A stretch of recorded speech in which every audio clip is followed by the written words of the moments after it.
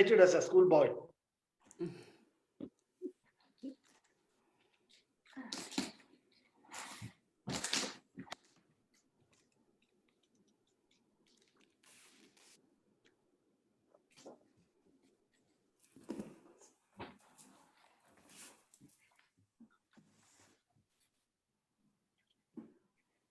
Jayashree, thank you for letting us know about this. You're welcome. Thank you, Jan. I forgot till the last minute, then I realized. Janani reminded me. She said, "Did you tell your Ithaca Sai Center folk?"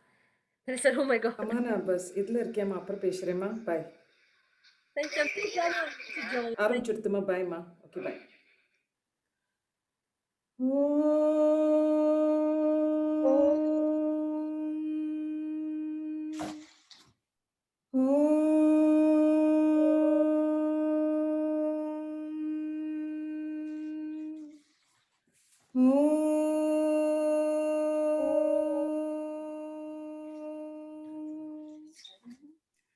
Om Shri Sai Ram. Thanks everyone for joining this beautiful satsang. We are very, very fortunate to have Professor Srinivasan Uncle here. I don't want to say anything about no introductions to him because I want Uncle to introduce himself to all of us because I'm sure he's going to have like great stories to kind of like talk about how he came to Swami, who he is and what he's done. So I don't want to take away anything. But one thing I just want to kind of like start the satsang by saying that these are two quotes that really, I always look up to and I love it. It's like, truth is one, the wise call it by many names. That's Hindu scripture from the Rig Vedas. And a human being is part of the whole, called by us, the universe, a part limited in space, time and space. He experiences himself, his thoughts and feelings as something separated from the rest, a kind of optical delusion of his consciousness. This delusion is a kind of prism for us, restricting us to our personal desires and to affection for a few persons nearest us. Our task must be to free ourselves from this prison by widening our circles of compassion to embrace all living creatures and the whole nature and its beauty. It's Albert Einstein. We are very fortunate to have a physicist amongst all of us here. And all this while we've heard from Swami students and devotees talking about their experiences, their interactions with Swami, the love they've received from Swami. But now we are going to kind of enjoy hearing from Uncle Srinivasan about Swami being the boss, the big boss. So we are very excited, Uncle. And I'm especially very curious to understand, as a physicist, as somebody who's very logical and back everything by science, you need the equations to balance on left-hand side and RHS and then do a QED at the end. How did you come to Swami and how did Swami convince you to be with him there in Puttaparthi for 20 years? So we are all excited to hear from you, Uncle. Sai Ram. And I request all of us to mute ourselves except for Uncle so that we can have a really good satsang. Thank you. Om Sri Sai Ram. It's a sheer delight for me to walk through my memory lane to recall my experiences with Swami, to relive them, most of them. It has been a mixed bag. Swami has been very strict with me. Swami had been very nice with me. Swami had been very loving with me, showing all his aspects of dealing with people, in turn teaching me, in fact, teaching me how to handle life.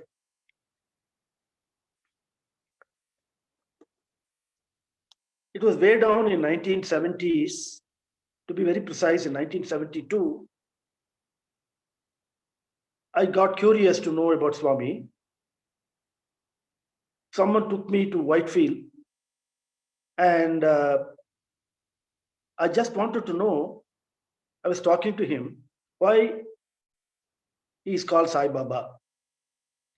I was very curious. And when we went there, satsang was going on. Swami was giving a discourse. Then as we just settled down, Swami started saying, there is one person in the crowd who wants to know why I am called Sai Baba? And he started saying, explaining the word Sai Baba. And it was like a slap in my face.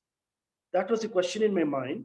And Swami was saying, there's one person in the crowd who wants to know why I am called Sai Baba. So that was the first exposure. And it was lingering in my mind. I think it was the year 1972, Ishwarama Day to be precise. I'm sure this lecture is available in Vimeo or someplace. Then I came away, and then years passed, 3 years passed in between, 4 years. 1975, we went to Germany, and then we got introduced to a wonderful couple who were Swami devotees. And then they slowly initiated us to Swami's teachings and bhajans. Swami has done a couple of miracles in their family. So that was very inspiring to hear, but that's where it ended. We didn't really become active with Sai centers and so on. In fact, in those days, there were no Sai centers in Germany. And then I was applying for a position in Canada.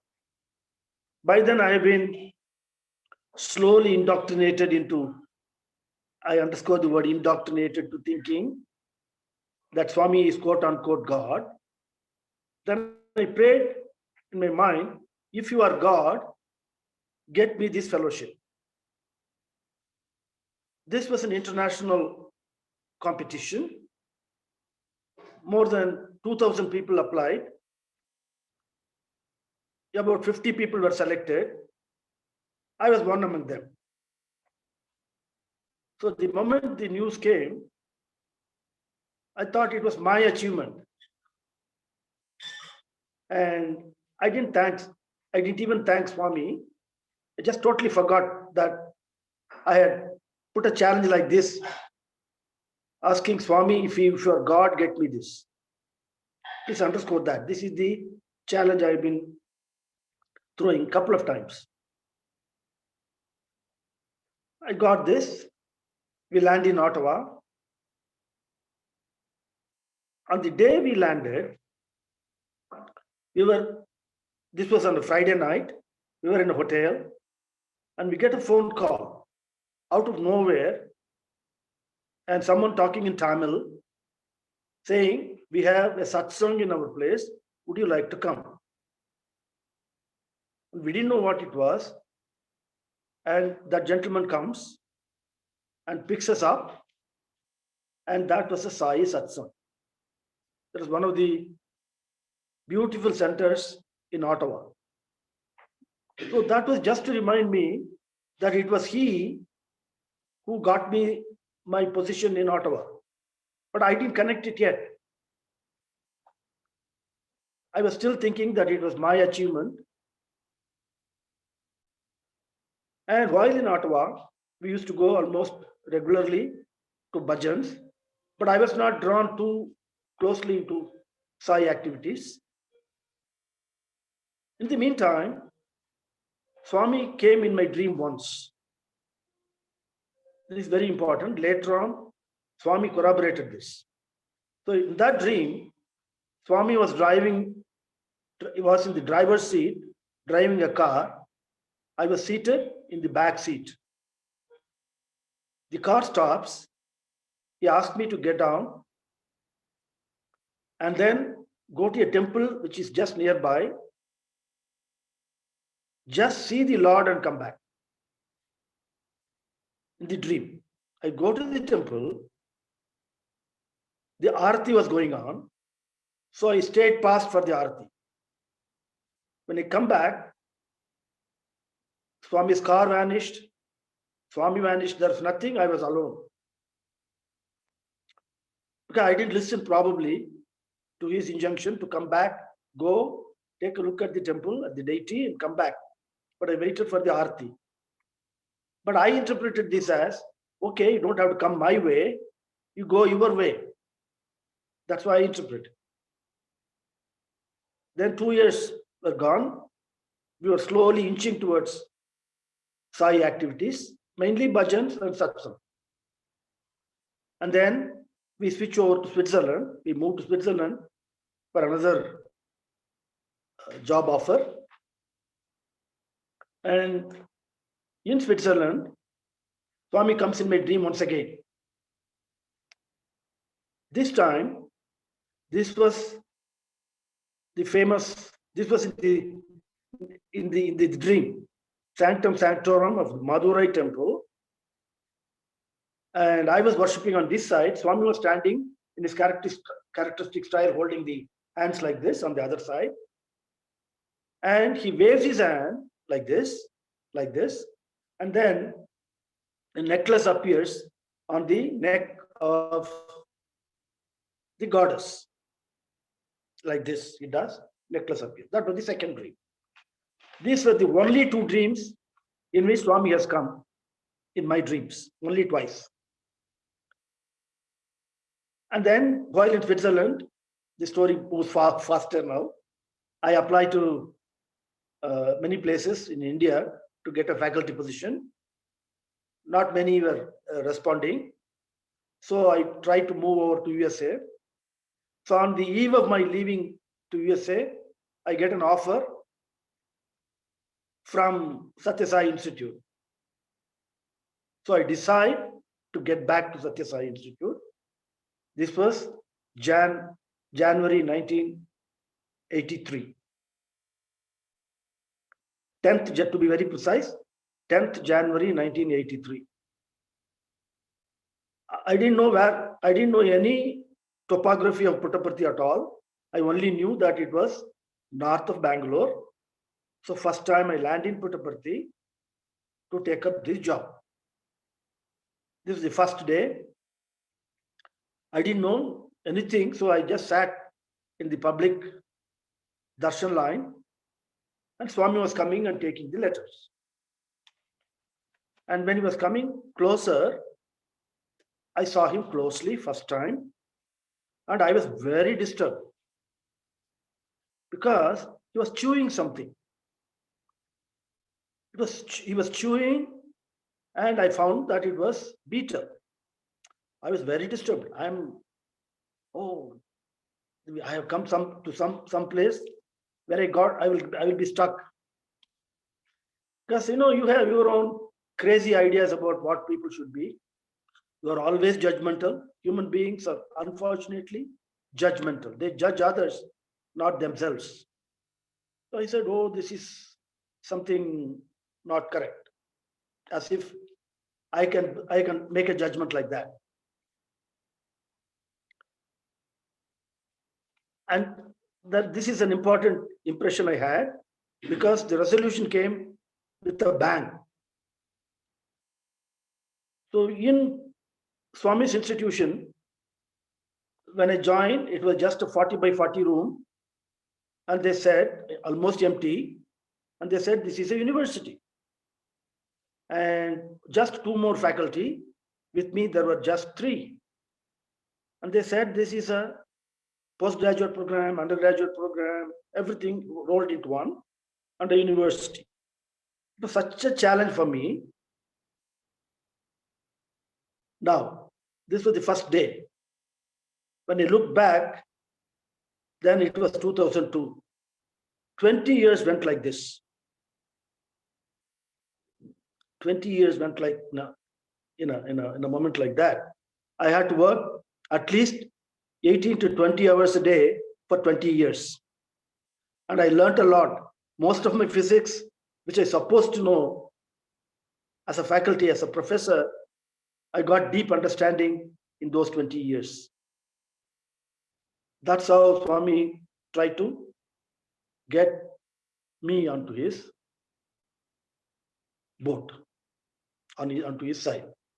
This is the preliminary. Now, first resolution is I have to resolve why Swami is chewing pan. It was very disturbing. One day I was I usually used to work very late. By the time I came home, it will be almost close to middle of the night, but sometimes even past midnight. One day when I was walking, I was going around the mandir. Then suddenly a voice happened in my. I heard a voice in my head. Tambula Puritamukhi, Tambula Puritamukhi, Tambula, like that. It was repeating at that pace until I finished crossing the mandir. That was very strange for me. Tambula Puritamukhi, Tambula Puritamukhi, Tambula Puritamukhi, like that. That is the goddess whose mouth is full of tambulam. That's the meaning of that. Tambulam means beetle. So I go to my room, I rest. Next morning, usually it has been a practice. It had been a practice to recite Lalita Sahasranamam every morning for me. So I start reciting, and then I could not proceed beyond Tambula Puritamukhi. I could not. I got stuck up.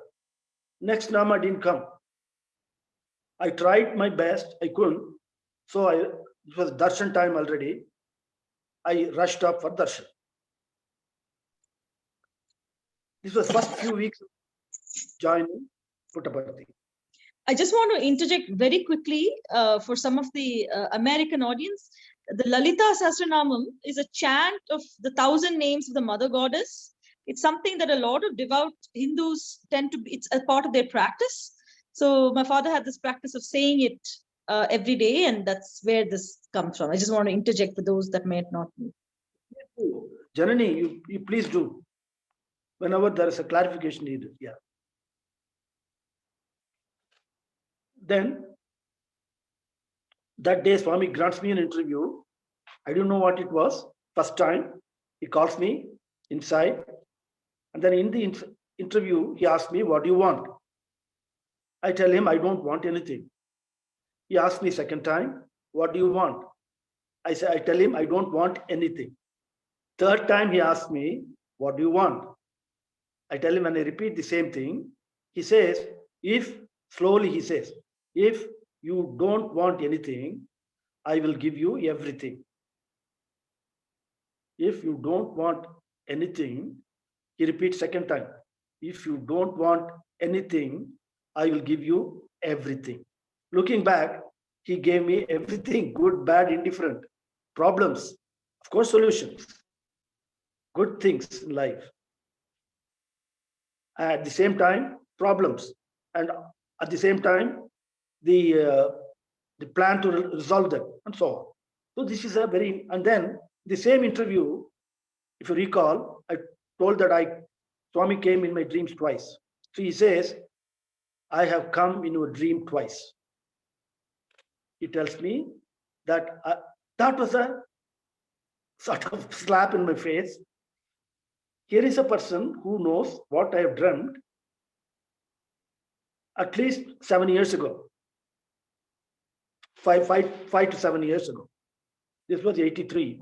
The dream came in 75, 76. So this was the first thing. Still, in spite of the corroboration, in spite of Tambula Puritamukhi getting resolved, in spite of Swami saying that he has come in my dreams twice, I'm still doubtful. This was a Dasara that year. Then I'm seated in the Purna Chandra auditorium. And then Swami comes to the stage. From a distance, he asked me if my father-in-law had come. I could hear it from the stage, from a distance. Then it was just a jolt for me. Then, usually, our mind still questioning. I said, if you are God, in my mind, if you are God, talk about Hiranyakashipu. This is strange. No, I could have asked for us, Swami, to talk about anything else, but being what we are, no, we are so mean in life. we have our own restricted views. So I tell in my mind, if you are God, talk about Hiranyakashipu. The moment, not even the thought ended, Swami started saying Hiranyakashipu. It was such a slap on my face. Before I close that thought, Swami begins that word and then narrates about Hiranyakashipu. And then he says, Hiranyakashipu was the top scientist in the whole world. He was the one who was very sincere seeker. He always wanted to know if God was there and where he was. So this was another. I just wanted to again interject just for the American audience. So there is the Bhagavata Purana, which is the story of the life story of Lord Krishna. In that, there is this the story of the child devotee Prahlada, who was the son of this demon king Hiranyakashipu. And Swami, in many of his discourses, we've heard it as students, and that's what my father is referring to. It's very clever of Swami, in a way, to bring up Hiranyakashipu, because Swami says in all his discourses that Hiranyakashipu and his brother Hiranyaksha, they're the best examples of scientists, because they would only believe the evidence of their senses. So the kind of the climactic scene in the story is when Hiranyakashipu is grabbing his young son and he's saying, who is this Narayana that you constantly praying to? Who is this God? Where is he? Is he here in this pillar? And then Prahlada says, yes, he is here in this pillar. And then Hiranyakashipu strikes the pillar and the pillar bursts open and this man-lion deity, Lord Narasimha, comes out. So Swami always tells the story to say that Hiranyakashipu and Hiranyaksha are actually scientists. And if you demand, reaction, resound, reflection, right? If you demand with such ferociousness, then you attract this ferocious version of God. Whereas Swami was this sort of very cuddly avatar, right? Very soft. So that's kind of the background of Hiranyakashipu and why it was very kind of apt that Swami, my father had to say, talk of Hiranyakashipu, and Swami used that to kind of point out, what my father was going through at that point. Thanks, Janani. Thank you. So that was another instance in which I was still investigating. Remember, if you're God, you get me the job was in 1970s. And then again, after joining him, after being with him for at least few months, I still ask him to show that if he was God. And then he has already indicated that he has come in my dreams and he knows my thoughts. So what else you need? But still, you keep investigating. You keep asking questions. Okay, this is sort of prelude. I would like to now move thematically into looking at Swami as a mother, Swami as a father, Swami as teacher, and Swami as boss. So I'll very quickly go through these four aspects. We have the Vedic injunction, Matru Devo Bhava, Pitru Devo Bhava, Acharya Devo Bhava, Atiti Devo Bhava. So this is an injunction from Taittiriya Upanishad. It's something very important. Usually on the graduation day, students are made to recite this. So let us pick up Matru Devo Bhava. I will invert this. Matru Devo Bhava means mother is God.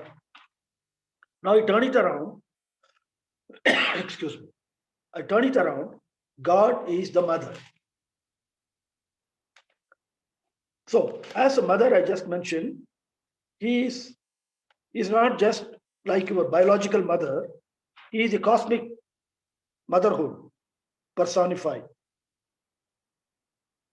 So that's why when I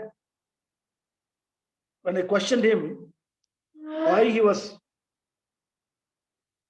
chewing beetle leaves, the answer came with a bang that he is none other than Lalita herself, Lalita, the goddess herself.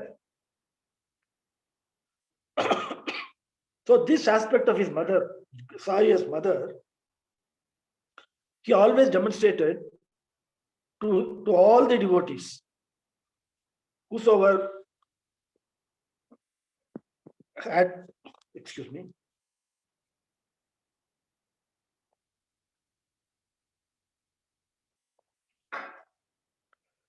whosoever came to him with problems, as the children would come to the mother, he used to, with great consideration and love, solve it for them. So this is Sai, God as mother, Sai as mother. Sai as father is very visible if you really analyze the discipline that is being imposed in Puttaparthi, in Whitefield, and wherever satsang is taking place. So as a disciplinarian, he will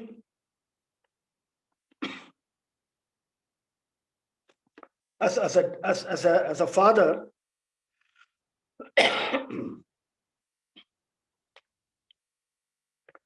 he always insisted that students should be very disciplined, the faculty should be very disciplined, and the devotees should be disciplined also. In one occasion, he called me, and then told me, "Say, look, when my students graduate from here, they get a certificate in which my name is there. If they don't behave properly in their lives, then people will not tell them anything, but they will scold me, because my name is there on the degree certificate. Therefore, be strict with the students." This was the year 1983. He didn't revise this with me at all.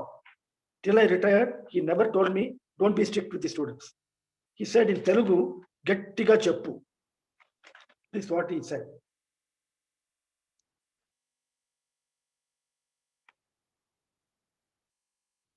And then there's a comic interlude here. In the Trayi session, in one of the Trayi sessions in Bangalore, he used to ask boys what they want to do. Bangalore was only an undergraduate college campus. So he asked one boy, "Hey, what do you want to do?" He said, "I want to do post-graduation in physics." Swami said, "Oddura, physics professor chala strict." He said, "No, don't do that. Physics professor is very strict." So he asked me to be strict, but he tells the student, avoid physics because the physics professor is very strict.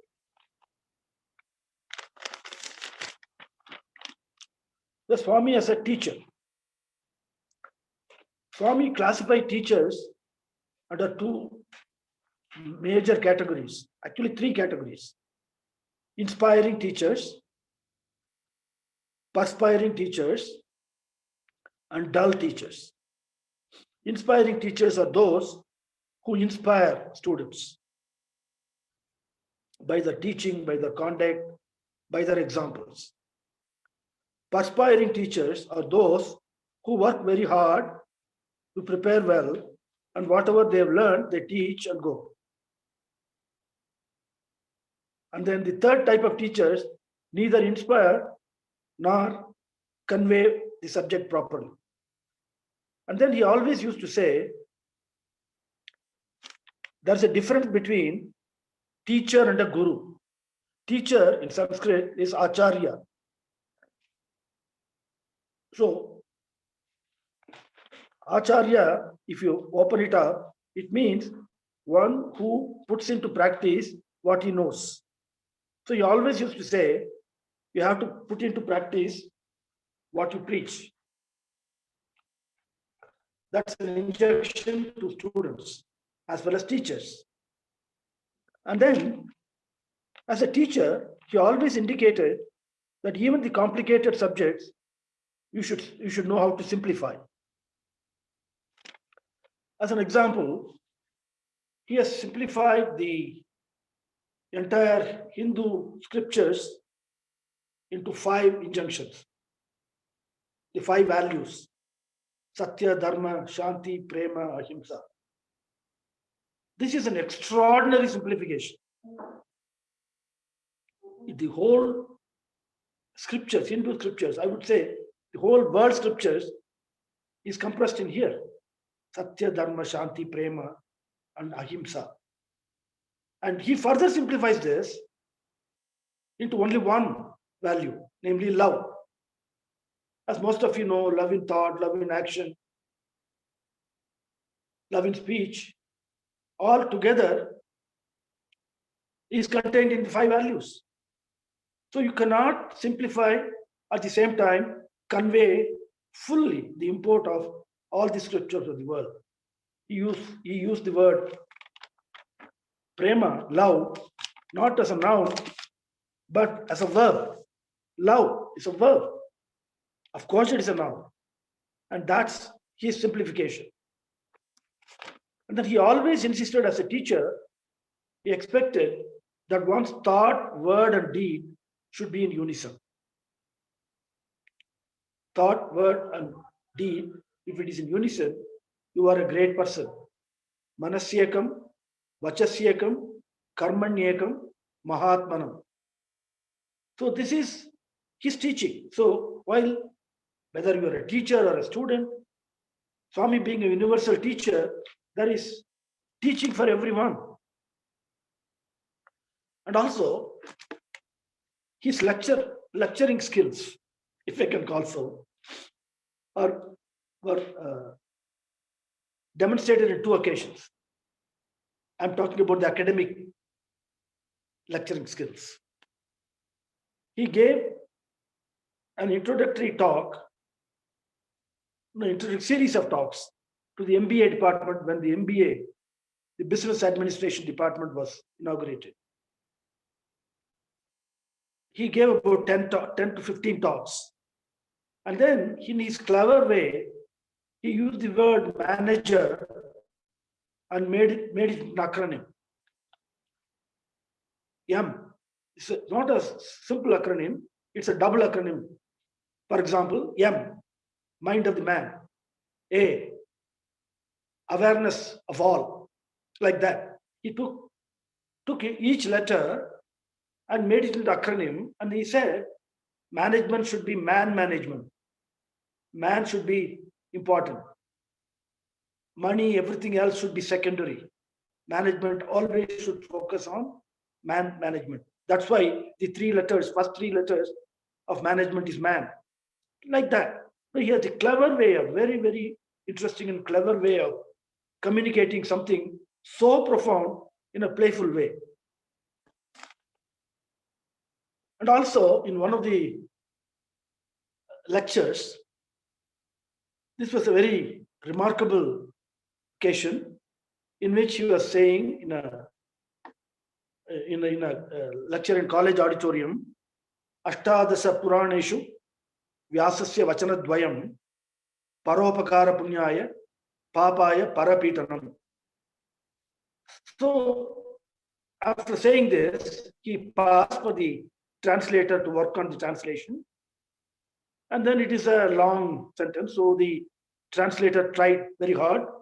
Then he just said like this, stop. He made him stop like this. He said, help ever, hurt never. I mean, it was something extraordinary. The import of the whole thing is entirely captured in the help ever and hurt never. And there was an English professor who was in the audience. He said, it is stunning. It is just a beautiful alliteration. It's a 2-level alliteration. Help, H and H, help, hurt, ever, never. So usually it is very high-level poets only can do it. So his play with words like this. This is another example of his style of delivering things so that it stays like love on serve all, help ever, hurt never. There had been another occasion when one of my friends told me that he has written a letter to Swami asking for some Upadesha. This was a few days ago, before a talk, a few days before a talk. So in that talk, Swami opens like this. Someone has asked me to give an Upadesha. I am giving you Upadesha for all in the audience. I'm going to give a Panchakshari Upadesha. No, Nama Shivaya is a Panchakshari. So in Upadesha, this is a very important thing. Nama Shivaya is a mantra, mantra Upadesha. Narayana, Om Namo Narayana is another Upadesha. Suddenly Swami begins, my Upadesha is God is. G-O-D-I-S, Panchakshari. God is. Then immediately he goes into Telugu and says, Devudunnadu, Devudunnadu. This is the Panchakshari. It was just absolutely beautiful. Whatever mantra you need, all mantra is just to make you realize that there is God and there is only God. And then he says, God is. Devudunnadu. So this is how he presented it and then proceeded with several other things. I just want to clarify the word Panchakshari, right? So again, in the Hindu tradition, Panchakshari refers to a 5-syllable mantra, which is a phrase, a name of God, typically. And Upadesha is, it's usually kind of secret spiritual instruction that's directly transmitted from a guru to a disciple. So typically it's a mantra that's given. So the guru will kind of give a disciple this sacred phrase, and so you have to repeat the sacred phrase over the course of your life. It's kind of an initiation, if you will. I suppose baptism in the Christian tradition, but Upadesha is slightly different. It's not exactly the same, but that's the closest one can understand. So this was a kind of a public initiation to everybody. This is my mantram to you. God is, which is a Panchakshari, a 5-syllable mantra. But in Swami's style, it was so simple. Remember, just to recollect, we are talking on Swami as a teacher, how he teaches. So couple of more examples. In one of the interviews, a famous maths professor came, and we were also there in that interview. And then the professor asked, Swami asked him, what do you want? Then he didn't say anything. But Swami said, people want joy. They want to be joyful. So he said, J-O-Y. Said, Jesus first, others next, yourself last. Then he clarifies, God first, others next, and yourself last. If you remember this, you'll be always joyful. You'll be always happy. And this was something extraordinary way in which he put it across. And then the word, he also he puns with words. He took the word Bhagavatam. Bhagavatam is one of the holy scriptures of Hinduism. He said, Bhagavatamu. If he started saying faster, Bhagavatamu, Bhagavatamu, Bhagavatamu. Meaning, if you study Bhagavatam, you will become a better person. Bhagavatamu. So he's playing with words. Two things he conveys: the importance of Bhagavatam, at the same time, what you will get from it, from the word itself. This is his style of communicating profound things playfully. And on the humorous side, he says, he said once, he asked a boy, what are you doing? And the boy said in Telugu, Chaduvukuntunnanu. meaning he just split it up. Chaduvu, kontunnanu, meaning chaduvu means studies, kontunnanu means buying. Another meaning is single word, single flow. The sentence will be, I am studying. But he broke the word that I am buying studies. Just to emphasize that education has become very expensive. People do pay a lot to get educated. So he insisted that, and in this context, it's not out of place to emphasize that Puttaparthi is the only place, Prashanti Nilayam is the only place where education is totally free. As a teacher, the only Guru Dakshana you can pay to your teacher, the Guru of Gurus, is showing love and affection and gratitude to him. That's the only Guru Dakshana we can pay to him. I think I will stop at this point and invite questions from the audience. Uncle, you've not talked about Swami as a boss. Okay. I'll try to make it as short as possible. Swami, as a boss, no, there are a couple of things directly connected with me. I don't know if I should go into that. Anyway, as a boss, he in discourses he used to say, I'm paying my teacher thousands of rupees, and they are not working even for 1 rupee worth. It used to be very annoying to me in the first few years of my joining Sai Institute. In the discourses he used to say, when he says this, the devotees in the mandir and other places, they never used to look at us with compassion. They used to look at us as mercenaries. He's paying thousands of rupees as salaries, as Swami used to say, and they are not working even for 1 rupee worth. So whenever I was in the audience, I used to close my eyes. You can say whatever you want, but I am working 10 times more than what I get. Because I used to work about 20 hours a day. I told you, for 20 years.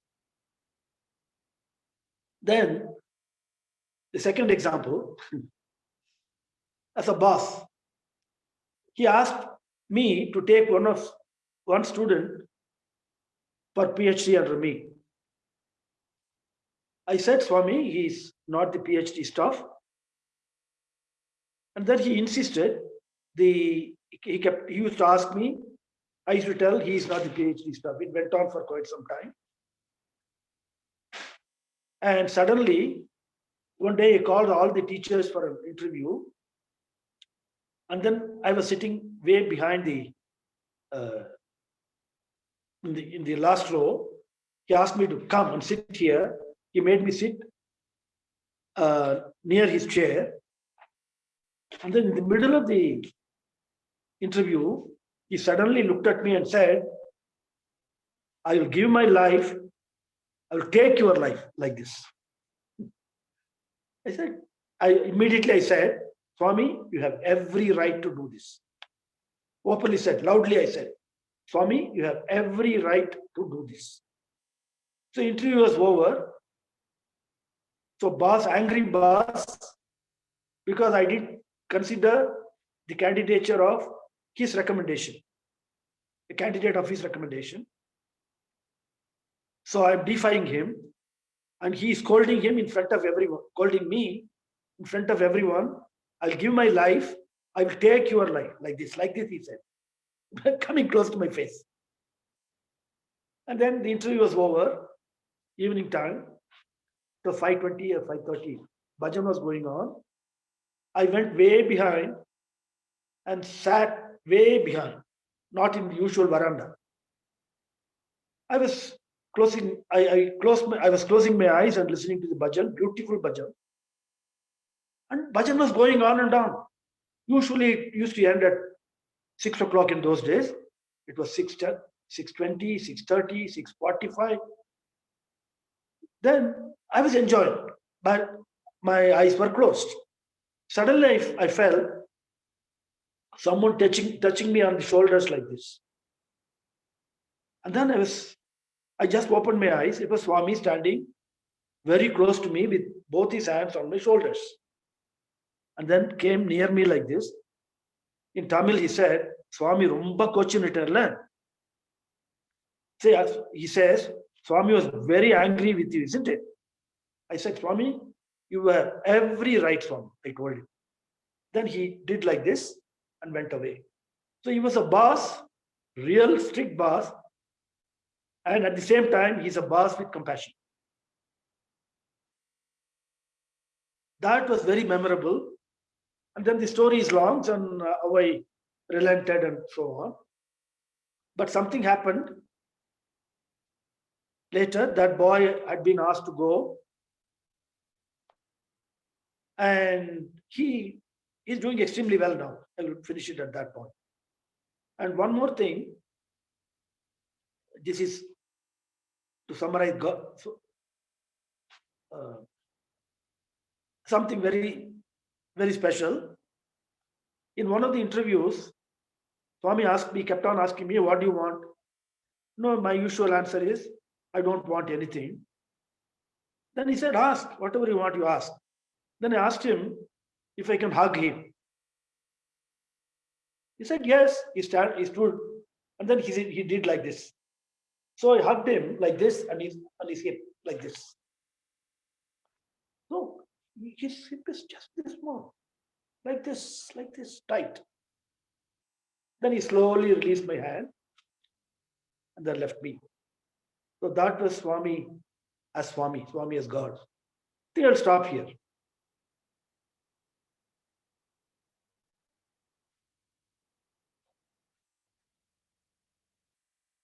Hello?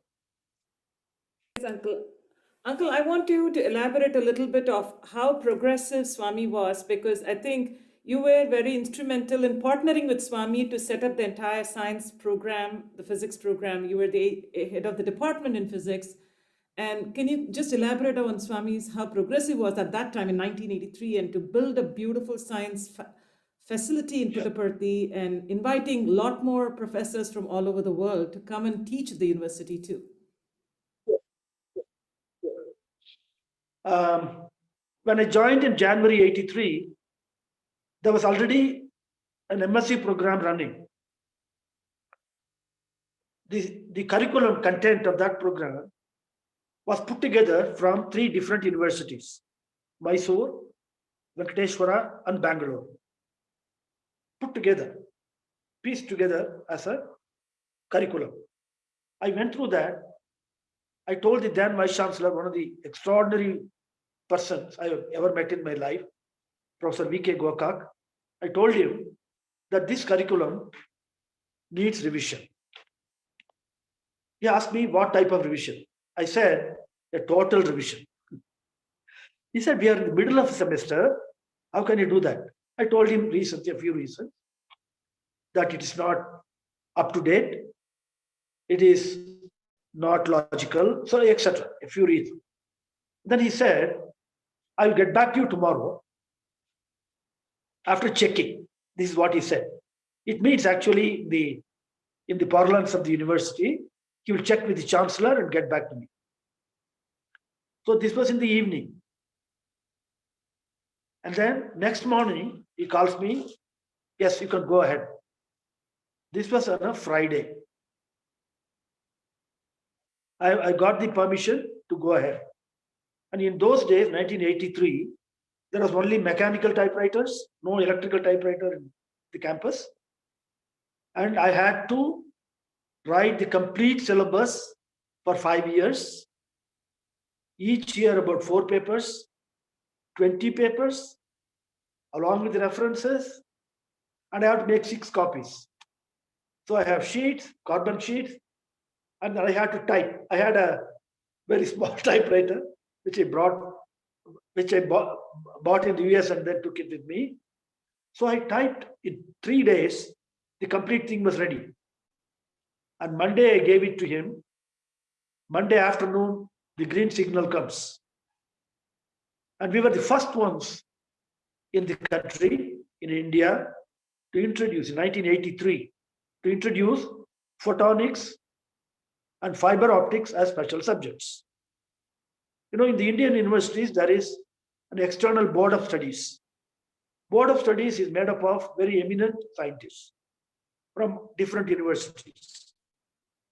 I don't want to mention names, couple of very eminent university professors said, oh, no, this is not meaningful. The photonics is not a word which is accepted yet. Fiber optics is only a textbook curiosity. I said, I took my stand. I said, this is going to take the whole world by storm. We want to do it first in the country. So we did an MSc program in physics with fiber optics as specialization for the first time in the country, in India, probably in the world, I'm not sure, at the MSc physics curriculum.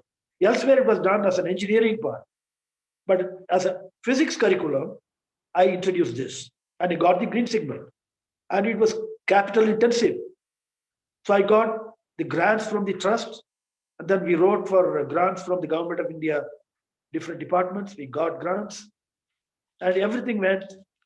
And then I decided, I prayed that in 10 years from then, Prasanthi Nilayam campus, Satya Sai Institute should be on the map of optical sciences in India, the southern part of India. Optics was done in northern part of India.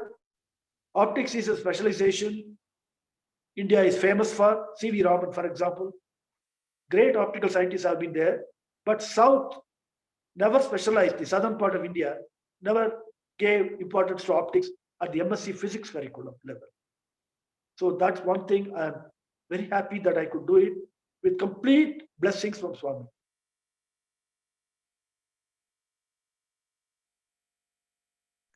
And in case everybody on the call didn't get it, when he referred to the chancellor, that's actually Swami, right? Swami is the chancellor of the university. So Goka could have had to check with Swami, and the approvals came right away.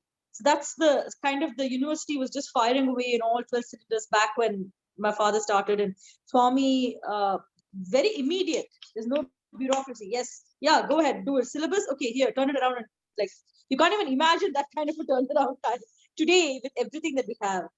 I don't know if you can see, I actually have some photos of my father with Swami. That's him and Swami.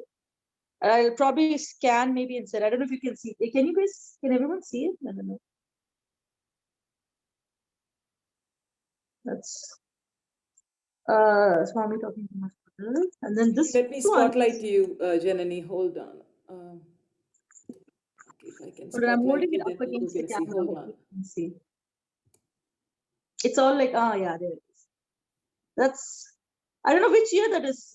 What year was that? 19. That was Huh? 1980. That was 1984. I'm showing Swami a telegram from Annamalai University asking me to come as a PhD examiner. That Swami says, I'm planning to take you in my car. You have lost the chance. You go. I said, Swami, I will cancel this. I will come with you. He says, no way. You have given a word to somebody. You should respect that. Wow. And this picture here, hold on, it's, yeah. Explaining the lab to Swami. The optics Swami, lab. yeah. This, which year would this have been? This is 1990. Okay. 94. So that piece of equipment was very expensive, right? And it's very novel for an Indian university, which is not one of the IITs or one of the fancy schools, to have that kind of equipment. It's kind of quite a big deal. And so Swami, you can see the pride in Swami's face also, you know.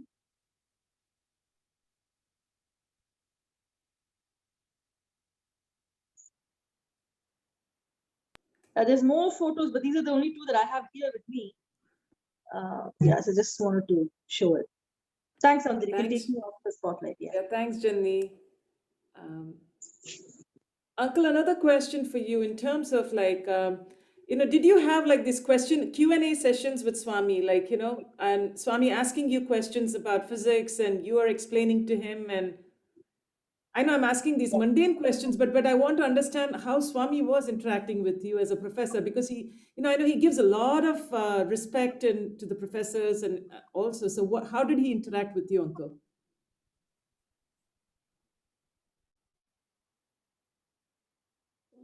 Not much of a physics questions. He was always interested in his students. He used to tell me also, specifically he has told me first, and then he has told in several discourses later.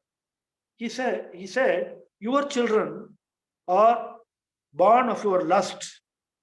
They are Kamaputras. But your students are your children of love, Premaputras. So if you take care of your students, I will take care of yourself. That's what he said. That's why Swami used to say most of the time, my students are my property. He was always not so much for encouraging ego in science. No, the problem with scientists is the bloated ego. Because science discovers things, right? Science, I always used to say, science is the grandmother, engineering is the mother, and then technology is the granddaughter.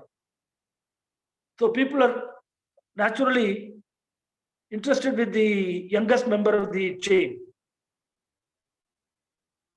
So science is not given much importance. In the society, yes, to some extent, but the tendency of the society is to give more importance to technology. And Swami never encouraged too much of science, too much of engineering, or too much of technology. He always says, man is important. He always says education should be in man-making. Education, as he always used to quote also Vivekananda, our education should be in man-making. So quality men should come to different areas in public life. That's what he always, public life including science. So there was no specific occasion in which Swami talked about science, or he used to sort of criticize scientists. He always said scientists are people with ego, ahankar, which is quite true. Because when you discover something, you think that you have discovered the whole thing. That's that type of tempering is needed for scientists.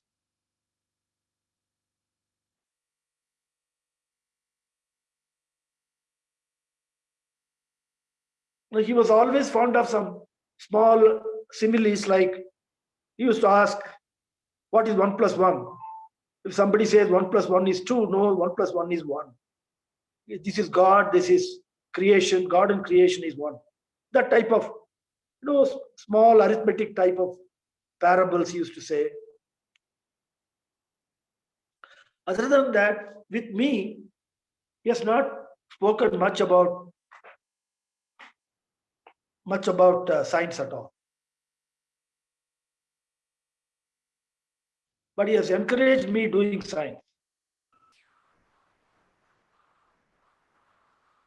Yeah, could you unmute yourself and ask question, please?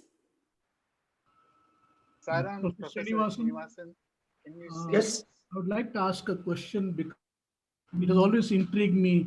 One of the reasons that I came to Swami was when I read that statement, two statements, politics without principles, where he says science without humanity.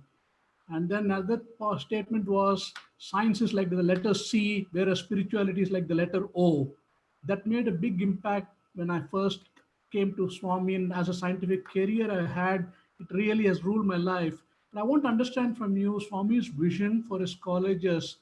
Is it not to be technology oriented? Because I gave a talk some 5 years ago. I'm a medical device scientist, biomedical scientist. And then the talk, the professors there, head of the departments, you may know some of them, but then they mentioned that Swami's vision is mainly for sciences and not towards technology, more towards the basic sciences in his research institutes and in his colleges. But I always felt that Swami is more human centered. Doesn't matter to him, science, technology, all those are just barriers. As long as it brings benefit to humanity, if it's translational research, if it's product oriented, if it's you can develop an affordable implant which can help lives of people, you'd be very much in favor. But I just wanted to pass this by you, your thoughts. Yeah, that's a good question. Good, it's a long question, long comments. I'll try to answer it. Swami's main focus, as I understood, was in man making. That is his focus. You should get men of character, persons of character to go over and spread Swami's message of love. I think that was his main motive. But as you can see, science, even though it is just less than 300 years old, quote unquote, as you understand it today, is all pervasive. So without science, you can't really even do a good teaching these days. I'm talking about scientific thinking, scientific approach, scientific gadgets. In that sense, I'm using the word science. So science is something very important. But he played it low key, and he played man making as the main thing. So looking back, when he agreed to what I requested, probably he was focusing on me, because I was looking back, probably I was very egoistic. I wanted to do contemporary science, I wanted to do this, I wanted to do that. So he let me do what I wanted. As Swami always says, I give you what you want so that you ask for what I give. This is one of the very profound statements from Swami. I give you what you ask for so that you ask for what I give. So that's what it is. Looking back, after almost 40 years, that was very egoistic. So my contribution looking back is something very tiny, epsilon of mathematics, very, very small. But at that time, so I had just returned from the West. I had been doing something contemporary. I want to do something contemporary. To be very honest, it was ego projection. So if I had not done, somebody else would have been there. He would have projected his vision. Swami's institute would have grown in any case. But his main goal is man-making. And as a mother, father, and a teacher, he is interested in every one of us. So now that we are under his fold, he will be behaving like a mother, father, teacher, and in our case, as boss also. So his interest is me, not what I'm doing. So I should improve. I should realize myself. This is an extraordinary effort by Swami. No other seers, no other avatar has done this. I am God. You are also God. I know I am God, but you don't know you are God. This is the teaching. That's all the fundamental focus of his teaching. So what do you mean by God? God who? God means what? God is something very inclusive. If you have inclusiveness, There's so many of the negative, inclusive approach to things in life. Then so many negative things fall away on its own. Where is the scope for jealousy?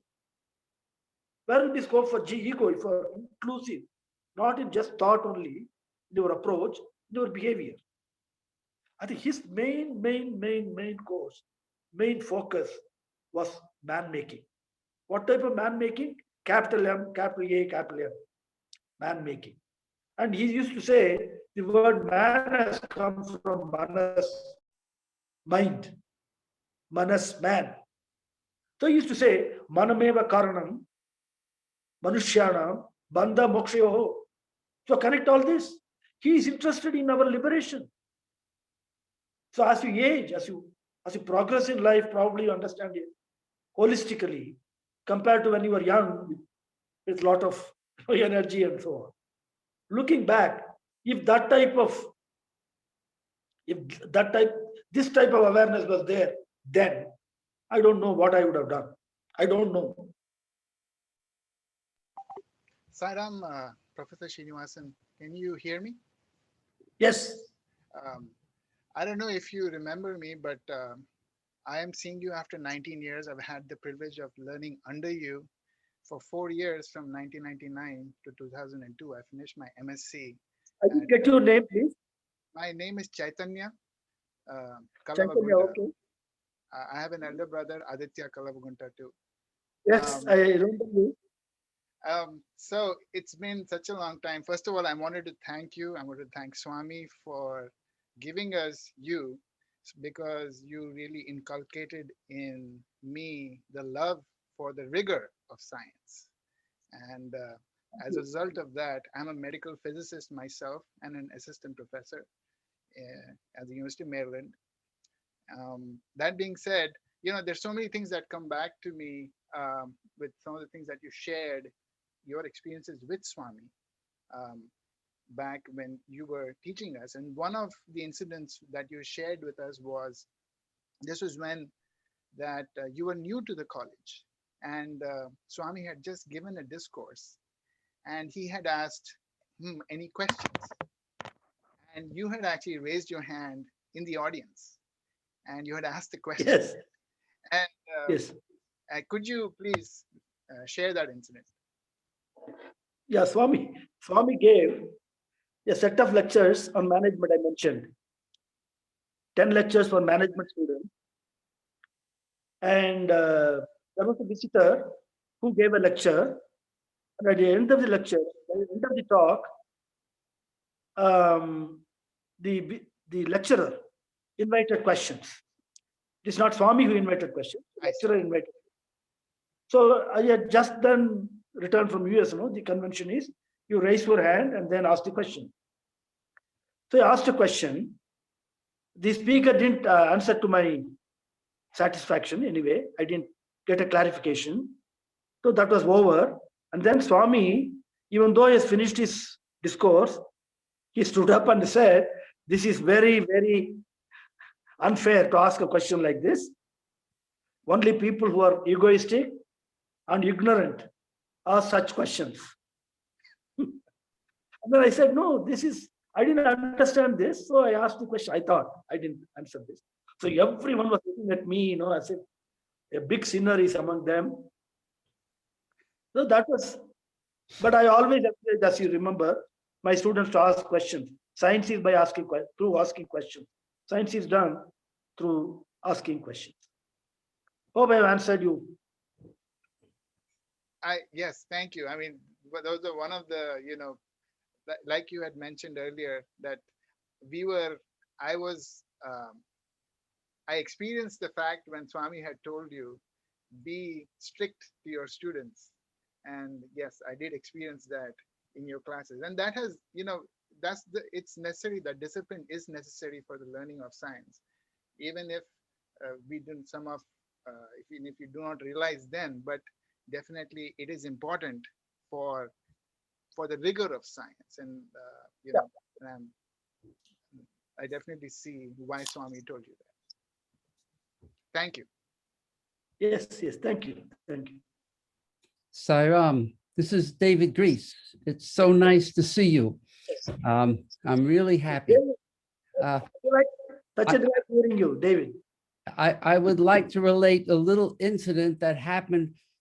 I believe it was when you were showing that physics lab to Swami. That Yes. year, I was there for 2 weeks. I'm a computer scientist, and I heard Swami say 7 times, computers are rubbish. And he gave a talk after looking at a new AI lab and a physics lab in the Institute. And Yes. in his talk, he doesn't mention the AI lab at all. He mentions only the physics lab and what it was doing. And he comes off the stage and he goes up to the vice chancellor. I forget his name. It was an electrical engineer. You know him. He comes up to that electrical engineer and says, "Do you know why I did not mention computers? Because computers are rubbish." And this was a really interesting point for me as a computer scientist. Was it Dr. Srinivas Sampath who was the vice chancellor then? Sampath, yes, Sampath, yes. Yeah. And I remember talking to Sampath, and he said, if Swami, he had a great person, very spiritual too, in his field and spiritual, and yet he had this hang up. He said, would say, if Swami would only listen to me for 5 minutes, I could convince him about the goodness of computers. And Swami would just say, computers are rubbish. So, Maybe in science, right? See, with the modern day, the smartphones have become their computers themselves. yeah. The smartphone is now pervading, and children are hooked onto it. So they're in a way being spoiled by this. Maybe the smartphones are rubbish. I don't know. Yes. Oh, they're very addictive. Yeah, they're addicted. Yeah, they're addicted to this. It's very difficult to wean them away. Yes. More so in India than in the West, probably. Mhm. Well, that's what I wanted to say, and I'm so glad that you were giving this talk and Jayasri told us about it. Ira. Thank you, Sairam, David. Yeah. Nice hearing. Any other questions from anybody? Otherwise, I think we'll wrap up. We're 10 minutes over. And I want to thank Uncle Srinivasan for like waking up so early in the morning and full of energy to kind of be amongst all of us and talk to us about Swami. Because this is, I think, I remember Sai Kiran is one of our Sai Center. He's a student from the university, from the school, from Swami's school. And he was telling us that Shravanam is a very important thing, very, very important aspect. And listening to Swami's stories here, it's like really nice. It's like glorifying Swami and talking about him. I'm sure he's very happy sitting there and enjoying every bit that we're having these conversations. And thank you so much, Uncle. And thank you, Janani, for helping me get Appa to kind of speak to all of us.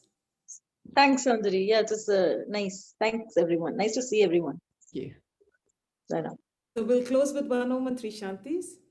Om. Shanti, Shanti, Shanti. Thanks again, Uncle. Thank you, and have a wonderful Sunday, and have a wonderful week ahead, everybody. Sairam. Ira. Right on. Sairam. Ira.